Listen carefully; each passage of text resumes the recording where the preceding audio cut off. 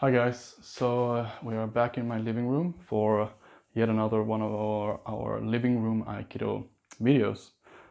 Since last time there's been a virtual flood of wonderful videos and wonderful YouTube clips and so on by great teachers, and so what I'm going to try to do here today is focus less on the things that we already have so much wealth of information to look at, and focus a little bit internally and start looking at what we can do in our home to help us grow, perhaps, or exercise we can do that will help us grow into another level of our Aikido practice once we start going back to the mat, and also to bring some of those practices with us that otherwise might be forgotten or be lost in the need to keep practicing techniques. All right, so we're going to do two videos. Today's video is going to be all about our own body and the way to keep balance and to find things to work on there. And the second video will be going back yet again to do a little bit work with the jaw. So I know many of you, when you see someone really good and there's this clarity to their movement, there's this a really nice balance. The sensei or the instructor there, it looks just clean, relaxed, beautiful lines, and like a perpetual balance is maintained throughout a movement. And that's when you kind of see like, oh, I want to be able to do that. How can they do that?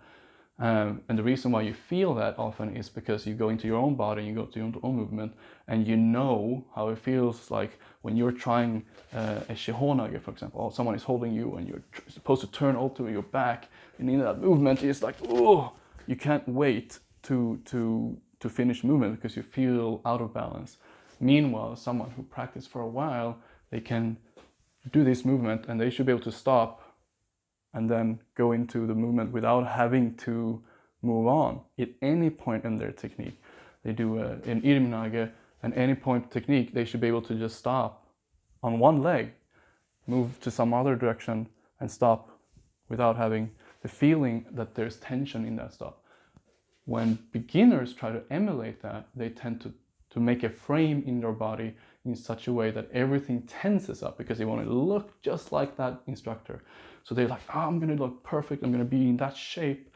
So they're like, oh, but when you tense up, there is no room, zero room to take up any kind of movement, small or big, in your body without having to resort to more power. And at some point, the whole house of cards will topple down. Now, an exercise that you can do that I found many years ago, or developed to my own, I guess, I don't know, there are probably some other people who do it, is an exercise that allowed me to find my own balance to such a level that I was really able to stop, be silent in the stop, be silent in my movement, and so on. And the reason I could check myself to do that was a little trick. And the trick is to listen or feel. I call it listen because it's just a sensory way of observing your body. So I approach it as listening to my body. To listen to any noise in your body. So if there's a noise, that tends to mean that you try to compensate with that noise by tension. So if you can remove noise from your body, then you tend to be able to, or almost by default, you remove tension and you find a better and better position of balance in your movement and in your stillness. One of the classic telltale of balance or poor balance is the noise that happens down here in this group really around the ankles. And around the ankles and around the feet is, if you know, some of you know it already, but some of you have a hard time identify it, is that any person standing still in a normal sense tend to kind of like have a small movement, a dynamic balance movement, like this. So I'm going to exaggerate this. It's kind of like this all the time. You don't do that for most of you, but even if you think you're completely still, there's this small movement, micro adjustment to keep you in dynamic balance. Most people adjust down there. So they keep adjusting, and they keep, and anytime you are taking yourself a little bit more dynamic situation, into a dynamic situation, it is there that you tend to try to adjust your lack of balance. So as you go up, you tend to, try to, you tense your core and you do your best to stop it down there. Okay, to someone who is in a perfect balance, they can silence that noise out, and there's almost nothing going on down there. So how do they handle this? They move it up to this area, and I'm going to tell you how in a second. First, you need to identify it.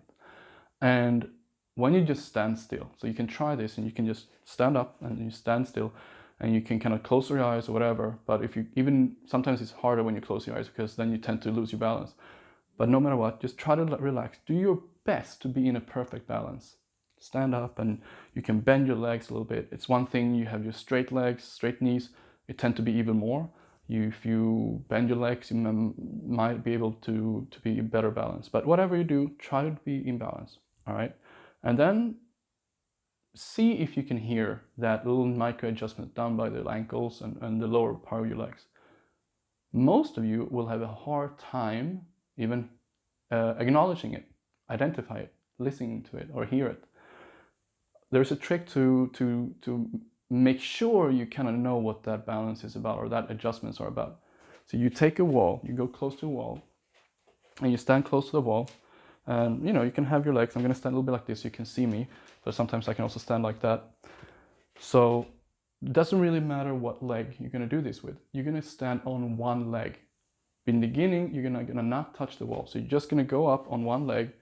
And now, the absolute majority of everyone, it's going to start be much more apparent that there are a lot of stuff going on there. It's like, oh, you keep finding your balance. Even for someone who's really good at holding the balance and being relaxed, they're going to have a lot of noise. So this here is all this noise that's going on, okay? So one way of now identifying the lack of that noise is take one finger or two, put it on the wall, and allow all that up to the wall. You can think of it as that you lean slightly to the wall, but the less you need to lean, the better, okay? And now realize that there should be nothing left. You should be able to allow all of that noise, all of that micro adjustments travel out to your fingers, because this is a very stable position. Now you have 2 points, one touching the ground and one touching the wall. So there should be no reason for your ankles to need to adjust. So now you have the trick to acknowledge what that noise feels like. All right, so now take 2 feet down. See if you can find that position where there isn't any noise left. Maybe bend your legs a little bit, and you start moving your hips slightly. Relaxed, completely relaxed. Your back needs to be relaxed. You can't have this type of stuff or this. You have to have very good posture. So by doing this, you will able to relax, let go, and start moving your hips. So the point here is that any adjustment that you previously felt you needed to use your ankles to do, completely unconsciously, by the way, you try to let it travel up to your hip area. So now this area here is going to take up most of those motions. And if you have a hard time knowing if you really are in that position, just go back 1 foot, find the noise, extinguish the noise. Go back to 2 feet, and then see where you need to be. So usually what that does is that if you find a position where you have no noise in your body, that usually means that it's an identifier of a good position or good posture. So you can't have a position of no noise unless you have a really good body posture. Like if you're leaning forward, it's going to be a lot of tension down there. If you start leaning back, it's going to be a lot. If you lean to one side and so on. If you move a lot, it's going to be a lot. But at some point you will find that just by looking for that position of, ooh, it's silent down there, that means that you have found a position where your balance, your center of gravity in your body is directed through your legs into basically the middle of the feet, right over your ankles. Right over your ankles. And you can start moving a little bit to see that even by moving, making eighth, like little kind of infinite eighths here, you should be able to do that without having to activate those muscles down there. So what is this whole thing about? Why do we talk about this? Well, in order to be able to be still, in balance, you need to have silent feet, okay? We need to have silence those things here. If you're in perpetual movement of trying to rebalance yourself with those things, you can't really be in perfect balance all the time. So the trick is to observe it, observe your noise, to be able to remove it, and then to keep working every day. Remind yourself 10 minutes every day or something like that, okay, am I in balance? Am my feet silent or not? Yep, they're silent. And I don't have to be still to be able to know that my feet, my ankles are silent. So that is today's tip. And then after you identify it and you work on this couple of minutes every day, at least have an intention of doing and remind yourself, all right, am I silent? Are my feet silent? Yep, good. In a couple of weeks, the body will naturally start reprogramming yourself to be able to move in balance, to be able to turn silently in this kind of clear form where whatever you do, and you can be in movement, in the middle of movement, and then you're in silent feet, or you're in balance. And that is just identifying everything as if it has to do with those muscles down there. But of course, the trick is to move it from there up to this whole area, to this whole body area, where you, by being loose and relaxed, you allow the tension that you otherwise would need to keep your balance or activate and reactivate and so on. You allow that to transport itself up to your body, and any reason to adjust is not down there, but it's up here. So you start being able to readjust anything you need to do by being relaxed in this area. Strong, in frame, but relaxed. Just like when you do anything with the weapons or technique, it's being strong, but not strong by doing this.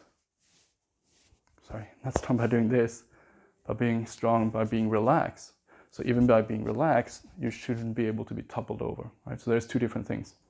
All right, so today's little video was not about technique. It's all about a little trick that you can work on and identify, and then hopefully with time it will help you to proofread your movement and help you establish this quick link to balance in your technique and into your shape and into your movement. Okay. All right, guys, thanks for watching. I know this is a little special video. I hope you can take something out of it that's worth your while. Other than that, comment down below if there's anything you like to know, or anything you want me to do. Stay safe out there, keep it playful, and wash those hands. All right, take care, guys.